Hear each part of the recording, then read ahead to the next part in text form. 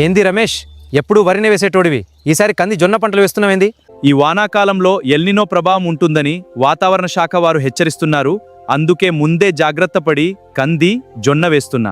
El Niño అంటే ఏంది? Pacific మహాసముద్రంలో సముద్ర జలాల ఉష్ణోగ్రత పెరగడం వల్ల ఏర్పడే వాతావరణ పరిస్థితిని ఎల్నినో అంటారు. ఈ మార్పు ప్రపంచవ్యాప్తంగా వర్షపాతం, ఉష్ణోగ్రతలపై ప్రభావం చూపుతుంది. దీని ప్రభావం మన నైరుతి ఋతుపవనాలపై కూడా ఉంటుంది. అయితే మన తెలంగాణలో పరిస్థితి ఎట్లుంటది?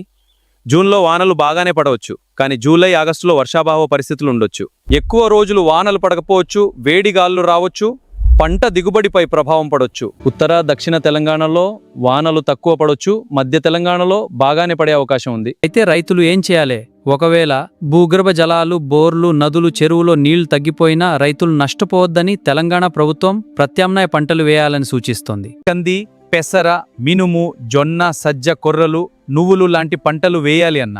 వరి తప్పనిసరి అనుకుంటే స్వల్పకాలిక రకాలు ఎంచుకోవాలి రాజన్న. రైతన్నలారా, వాతావరణానికి అనుకూలమైన ప్రత్యామ్నాయ పంటలు వేసి ఎల్నినో ప్రభావం నుంచి బయటపడదాం. వ్యవసాయ శాఖ తెలంగాణ.